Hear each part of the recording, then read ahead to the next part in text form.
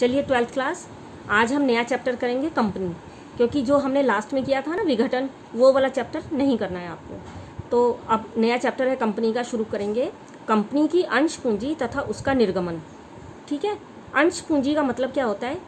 Company में कम से कम 7 व्यक्ति होते हैं और अधिक से अधिक कितने होते हैं? जितने उनके शेयर होते हैं, उस शेयर को ही अंश कहते हैं। मतलब कंपनी की जो पूंजी होती है कई भागों में बटी होती है, ठीक है ना, कुछ भागों में बटी होती है। मान लीजिए 1000 की पूंजी है उनकी, है ना, 1000 से ज़्यादा ही होती है, हम तो ऐसे उदाहरण लेके चल रहे हैं, और 10-10 रुपये के शेयर हैं, ठीक है। तो इसका मतलब एक शेयर माने एक अंश, तो पूंजी का एक भाग हो गया 10 रुपये, ठीक है। और 1000 से अगर 10 को डिवाइड करेंगे तो कितना आएगा? 100।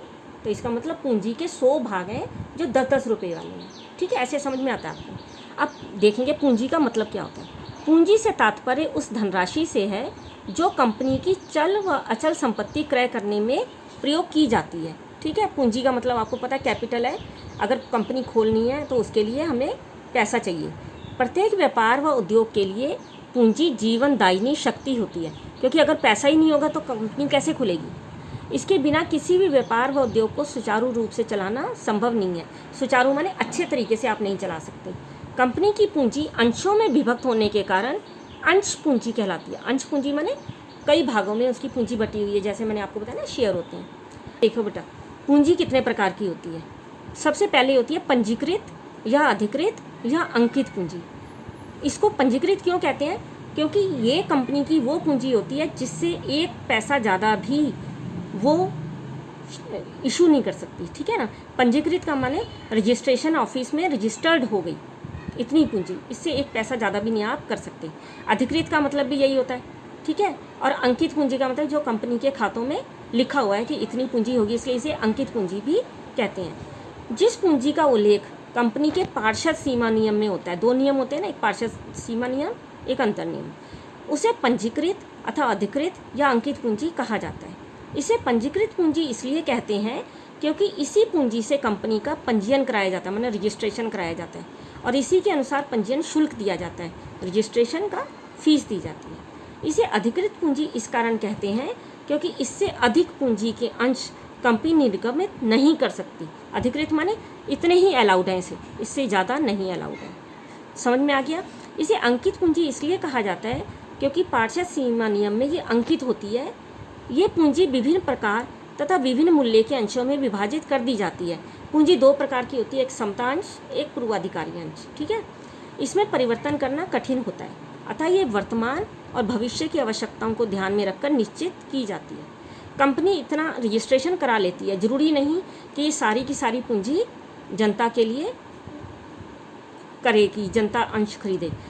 इतना ये अपने भविष्य की योजनाओं के अनुसार इतना ये रजिस्ट्रेशन करा लेती है, इससे कम भी इशू कर सकती है, ठीक है। सेकंड है निर्गमित पूंजी, माने इशूड कैपिटल, कि जनता को कितने शेयर इशू करने हैं, सारे के सारे करने हैं या उससे कम करने हैं। तो जितने जनता को इशू की जाती है पूंजी, उसको कहते हैं निर्गमित पूंजी। अधिकृत पूंजी के उस भाग को जिसको जनता द्वारा क्रय की जाने के लिए कंपनी प्रस्तुत करती है, निर्गमित पूंजी कहलाती है। यदि किसी कंपनी की अधिकृत पूंजी 25 लाख रुपए हो, किंतु वे जनता को केवल 10 लाख रुपए के अंश निर्गमित करना चाहती है, तो उसकी निर्गमित पूंजी कितनी होगी? 10 लाख, ठीक है।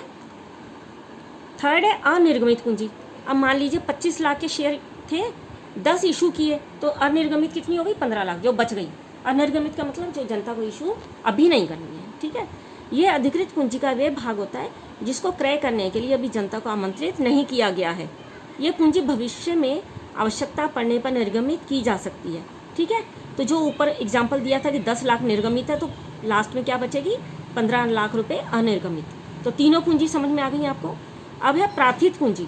प्राथित पूंजी का मतलब क्या होता है कि जनता ने जितने शेयर खरीदने के लिए एप्लीकेशन दी है, वो होगी प्राथित पूंजी।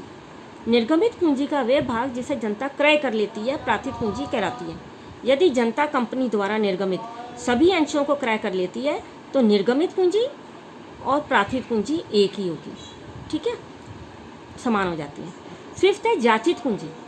इसे आहूत पूंजी भी कहते हैं। जब कंपनी अपने अंशों की राशि एक साथ ना मांगकर किस्तों में मांगती है, और ज़्यादातर क्या होता है बेटा, पैसा एक साथ कम ही मांगा जाता है, किस्तों में मांगते हैं, जैसे application money, allotment money, first call, second call, final call, है ना। कॉल कितनी भी कर सकते हैं, एक भी कॉल हो सकती है और 2 या 3 कॉल भी कर सकते हैं, ठीक है।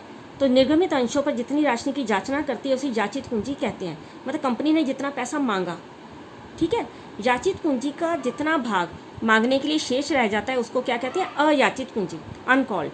जो मांगा नहीं गया अनयाचित और जो मांग लिया वो याचित। मान लो एक कंपनी की 100 रुपये वाले 10,000 अंशों की अर्थात 10 लाख की प्रार्थित पूंजी है, परंतु वे केवल 50 रुपये प्रति अंश याचित करती है, तो कंपनी की याचित पूंजी 5 लाख रुपये होगी और शेष 5 लाख अयाचित पूंजी होगी, ठीक है। अगर आधी मांगी है आधी नहीं मांगी तो आधे पैसे याचित हुए, आधे अयाचित हुए। 6 है दत्त तथा चुकता पूंजी। याचित पूंजी का वे भाग जो कंपनी को नकद राशि के रूप में प्राप्त हो जाता है दत्त पूंजी कहलाता है, ठीक है। दत्त पूंजी माने पेड अप, जो पैसा मिल गया। जब अंशों का मूल्य किस्तों में मांगा जाता है तो कभी कभी ऐसा भी हो जाता है कि एक या कुछ अंशधारी आवंटन राशि या प्रथम मांग की राशि या द्वितीय या तृतीय मांग की राशि समय पर नहीं दे पाते। ऐसे ऐसे क्वेश्चन आपको आगे आएंगे कि उन्होंने अलॉटमेंट का पैसा नहीं दिया या फर्स्ट कॉल का नहीं दिया या फाइनल का नहीं दिया। अतः याचित पूंजी का वे भाग जिसका कंपनी को भुगतान प्राप्त नहीं होता अदत्त मांग राशि या कॉल्स इन अरियर कहलाते हैं, ठीक है, जिसका पैसा मांगा ही नहीं गया। इसे आर्थिक चिट्ठे के दायित्व पक्ष में याचित पूंजी में से घटाकर दिखाया जाता है, क्योंकि उसका पैसा आया ही नहीं है। तो फिर जब पैसा नहीं आया तो उसको कैसे जोड़ के दिखाएंगे। तो कभी कभी एक या कुछ अंशधारी कंपनी को अपने अंशों से संबंधित उस राशि का भी भुगतान कर देते हैं जो कंपनी द्वारा अभी मांगी नहीं गई। अभी कुछ लोग ऐसे भी होते हैं जिनके पास ज़्यादा पैसा होता है या वो सोचते हैं कि बाद में हम भूल ना जाएं, तो एडवांस में पैसे भी दे देते हैं, तो कंपनी उनको 6% के हिसाब से उनको इंटरेस्ट भी देती है, ठीक है। इस प्रकार अग्रिम प्राप्त हुई समस्त राशि को अग्रिम मांग या कॉल्स इन एडवांस कहते हैं। इस राशि को इसी मद के अंतर्गत आर्थिक चिट्ठे के दायित्व पक्ष में दत्त पूंजी के ठीक बाद अलग से दिखाते हैं, ठीक है। माइनस नहीं करते हैं, माइनस करेंगे जो पैसा प्राप्त नहीं हुआ और जो एडवांस मिल गया उसको अलग से दिखाएंगे। लास्ट है संचित तथा आरक्षित पूंजी, ठीक है। ये कौन सी पूंजी होती है, निर्गमित पूंजी का कुछ भाग कंपनी एक विशेष प्रस्ताव द्वारा संचित पूंजी के रूप में रख सकती है। संचित पूंजी में जमा करके रखती है। संचित पूंजी की मांग कंपनी के जीवन काल में नहीं की जा सकती। इसका प्रयोग कंपनी के विघटन के समय ही किया जा सकता है। मतलब इस पूंजी का प्रयोग केवल जब कंपनी समाप्त होगी तब करना है। इसकी व्यवस्था कंपनी के ऋणदाताओं की सुरक्षा के लिए की जाती है। मान लीजिए कंपनी कभी समाप्त हो जाए तो जो उसके लेनदार हैं उनको पैसा देने के लिए, ठीक है। प्राय वित्त संबंधी कंपनियां जैसे बीमा, बैंकिंग कंपनियां इस प्रकार की पूंजी का प्रबंध करती हैं। संचित पूंजी की व्यवस्था करने से कंपनी की साख में वृद्धि हो जाती है कि हाँ इनके पास इतनी पूंजी संचित है, तो जो देनदार होते हैं आराम से पैसा इनको दे देते हैं कंपनी को कि हमारा पैसा डूबेगा नहीं, और कंपनी की ऋण सरलता से मिल जाता है, कंपनी को आराम से लोन मिल जाता है, ठीक है। अब मैं आपको एक क्वेश्चन समझा देती हूँ, इससे आपको और अच्छे से समझ आएगा। देखिए, एक लिमिटेड कंपनी ने जिसकी अधिकृत पूंजी 10 लाख रुपए है, जो 10 रुपये वाले 1 लाख अंशों में विभक्त है, मतलब 10 को 1 से गुना करेंगे तो 10 लाख ही आएगा। 50,000 साधारण अंश निर्गमित किए। देखो उसकी रजिस्टर्ड पूंजी कितनी है, ऑथराइज्ड कैपिटल 10 लाख ही रहेगी। तो आप बैलेंस शीट बनाएंगे, कंपनी लिमिटेड एज ऑन, ये लिख दिया। 3 खाने बनते हैं बेटा आजकल। लायबिलिटीज़ लिखो सबसे पहले, फिर अमाउंट लिखना है, फिर दूसरा अमाउंट। ऑथराइज्ड कैपिटल दिखा दी, अधिकृत पूंजी कितने हैं, 1 लाख शेयर हैं, 10 के हिसाब से हैं तो 10 लाख हो गए। 1 लाख को 10 से गुना करेंगे तो 10 लाख हो गया, ये समझ में आ गया। अब उसके बाद देखो 50,000 साधारण अंश निर्गमित किए, इशूड कितने किए, 50,000। 50,000 को 10 से गुना करेंगे तो 5 लाख आएगा। अब इशूड कैपिटल नीचे लिखो, 50,000 शेयर किए, 10 के हिसाब से 5 लाख आ गए। ये बात समझ में आ गई। जिन पर 2 रुपये प्रति अंश प्रार्थना पर, 2 प्रति अंश आवंटन पर और 3 प्रति अंश याचना पर देय था। इसका मतलब 3 और 2 5, 2 7, 7 रुपये के हिसाब से मांगे हैं, ठीक है। अब आगे देखिए, 40,000 अंशों के लिए आवेदन पत्र प्राप्त हुए जिन्हें आवंटित कर दिया गया। अब क्या हुआ, कंपनी ने 50,000 किए थे पर जनता ने 40,000 खरीदे हैं, तो सब्सक्राइब्ड कैपिटल कौन सी हो गई, 40,000 को 10 से गुना किया 4 लाख। ये समझ में आ गया। अब आगे है called up and paid up capital. ये कैसे निकालेंगे, अभी आपको बताया ना 7 आया, 3 + 2 + 2 7, तो कंपनी ने 7 रुपये मांगे हैं और 40,000 शेयर हैं, तो 40,000 को 7 से गुना करेंगे तो 2,80,000 आएगा। देखो 40,000 शेयर और 10 का है रेट, पर मांगे तो 7 ही गए हैं ना, तो 7 को 40,000 से गुना किया 2,80,000। ये बात समझ में आ गई। आगे देखो, इन अंशों पर प्रथम याचना के संबंध में 3,000 को छोड़कर सब धन प्राप्त हो गया। प्रथम याचना 3 रुपये की थी, तो 3 को 3,000 से गुना करेंगे 9,000।